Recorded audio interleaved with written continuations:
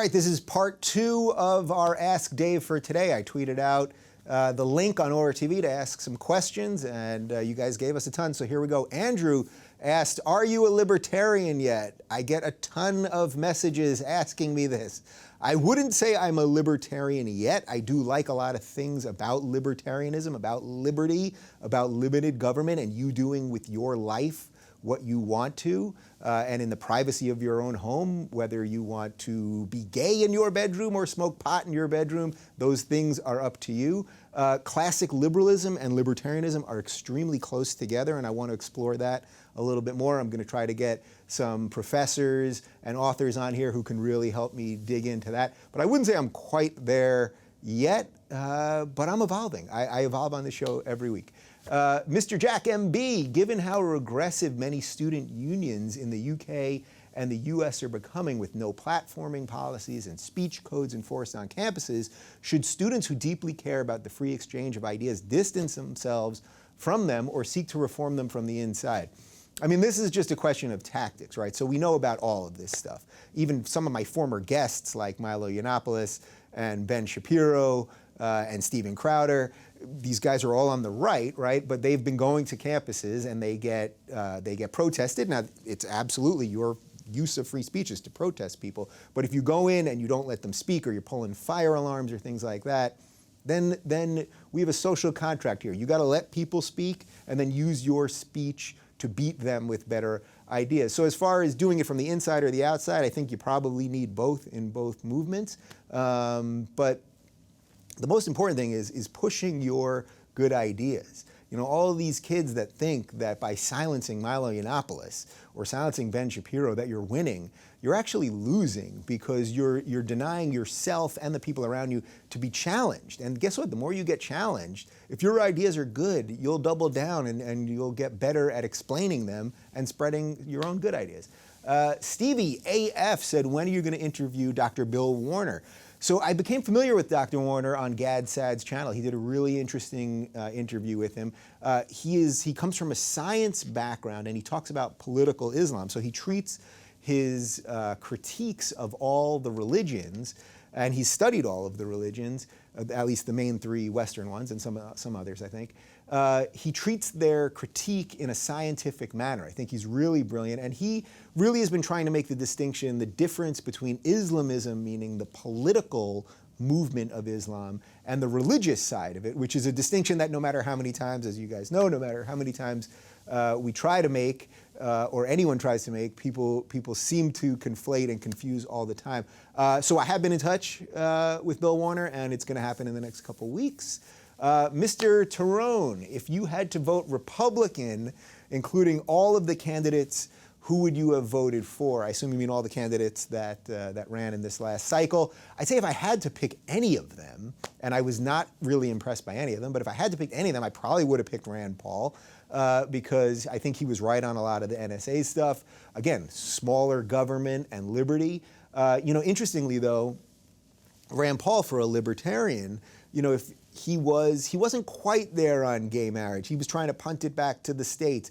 It's a moot point, and people are tired of talking about it, and the Supreme Court already made their decision. But if he was trying to be a principled libertarian, then he would say, well, I don't care, marry whoever you want. Or even on medical marijuana, he wasn't quite there, and he is a doctor. So I don't think it was a great group of people. I think if his voice had stayed in longer as a little more of a moderating force, then maybe we wouldn't be where we're at right now.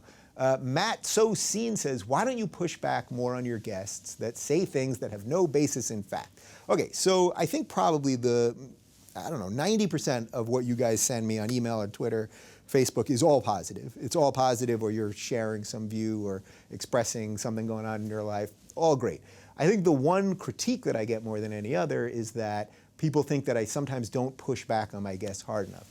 So I guess this is a good time for me to just explain a little bit of my view, of just my philosophy of interviewing people, which is that I let people speak. And I think if you give them rope, either they will show you their good ideas, those things will shine forth, and they'll show you a clean line of thinking, and they'll show you that they know what they're talking about and they have command of the issues that they're talking about, or you'll give them a long enough rope that they'll hang themselves. And I think that's the way that I prefer to interview, but you might like in a way that somebody else does. I don't need to show the person that's sitting across from me that I'm somehow smarter than them or I'm morally superior or anything. Yeah, sometimes I have to pick and choose when to push back. So for example, when I had Milo on a couple weeks ago, you guys know that a gajillion times I've made the distinction between the nominal Muslim person and radical jihadists 1,000 times. He did not, and I even said to him, Milo, I'll save you some hate here. Do you want to make that distinction? Do you want to go ahead and make that? And he said, no, I don't. He didn't want my help in that regard. Now, all right, now you can make your judgment call on him. Steven Crowder, I got a ton of hate last week for having Steven Crowder on from people on the left that are supposed to be open to new ideas just for sitting down with the guy. You have to be willing to sit down with someone, let him express his ideas, his or her ideas, and then let the chips fall where they may. If the ideas are shitty, well, then guess what? They're not going to win a lot of followers.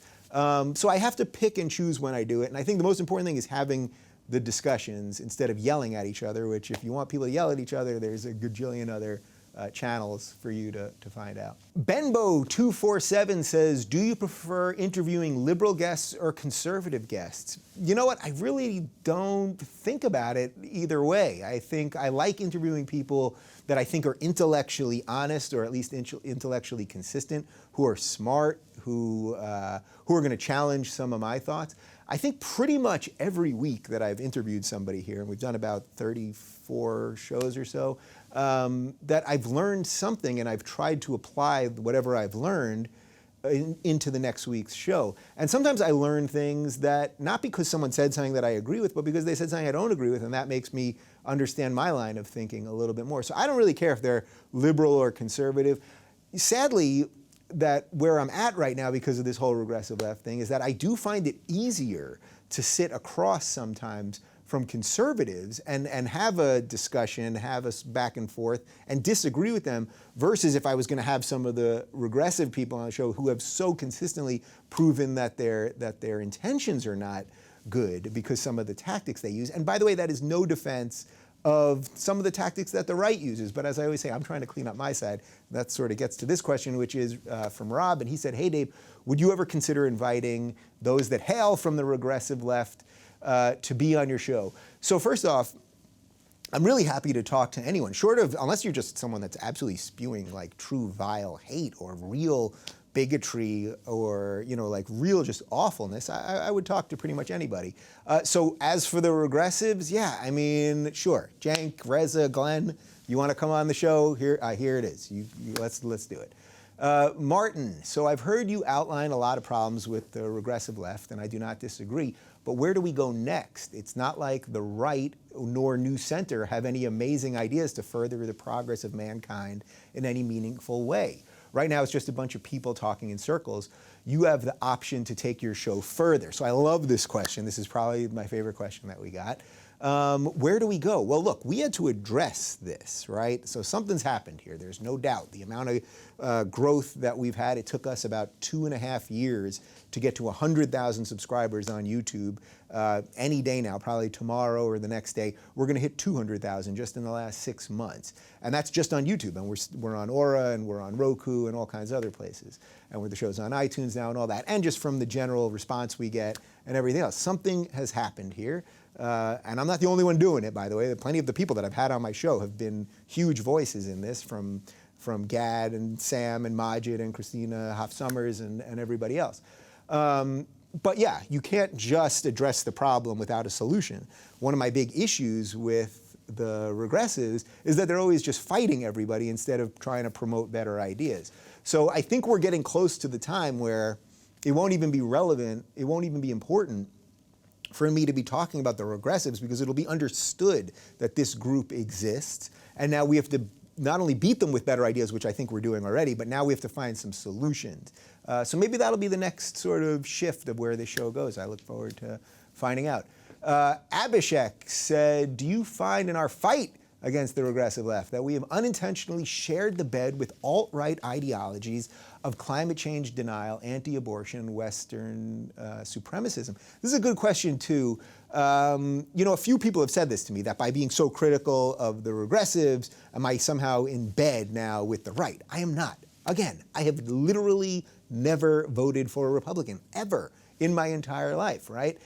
So for those issues, so climate change, I had a climate change scientist on here, one of the top climate change scientists in the country, Dr. Michael Mann, and we did an entire episode, an entire hour-long episode with him sharing his ideas and what he's learned scientifically on climate change. So yes, then I had Crowder on last week, and Crowder doesn't believe in man-made climate change and quoted some sort of loosely understood polls of scientists or something.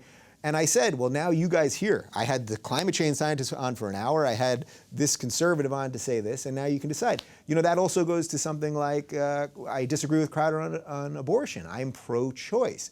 He's pro-life, but there's some way you can have that discussion without demonizing everybody. So for me, as I said in the interview with him, at some point, that life, you can't just tell me that 2 weeks before a 9-month pregnancy is due, that if you have an abortion, you're not killing someone. That just seems crazy to me. But we have to have the honest discussion about, well, okay, if you're going to say, well, you can't have abortions after 4 months, let's say. So you're pro-choice for the first 4 months, and then after that, you believe that there's a life there.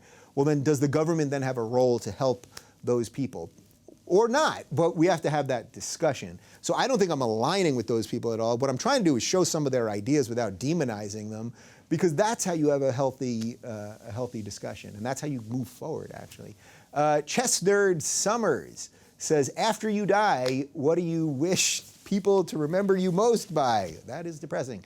I'd say hopefully that I tried to have some honest discussion here, that you guys got to understand the way I think and the things that I care about, and that maybe I was a little ahead of the curve when it came to some of this stuff, and that through this show and what I do and getting my ideas out there, that I help some good ideas kind of percolate on the way up. That would be pretty good. It's a lot to put on a tombstone. What is the best and worst film you've ever seen? This is at Eric Mrozik. I've said this a couple times. My favorite movie of all time is Contact. It was written by Carl Sagan, the great scientist. It was his only fiction book, which then became a novel, or became a movie with Jodie Foster. I just love the scientific use. It's sci-fi, but it's really based in science, very much the way Interstellar was. And I think the worst movie I ever saw was just a couple weeks ago on Netflix. I saw The Ridiculous Six, which is one, Adam Sandler has this deal with Netflix, I think for 4 or 6 movies. And it was just the worst garbage I have ever seen. It wasn't even a movie. It was like the most loosely tied together, just unfunny drivel. I tried to laugh. Halfway through, I was like, I got to try to laugh at some point, and I could not do it. Watch it just to see what true horror. It was a horror movie, actually, more than a comedy. Dan, DS Official, if you were offered to host a late night show, would you? Sure, why not? What do you got for me, Dan? Let me know. All right, thank you guys. We're going to keep doing these, and I appreciate the support. And there were literally probably another 100 questions that we didn't get to. So just keep doing them, and we'll keep doing this. And that's it.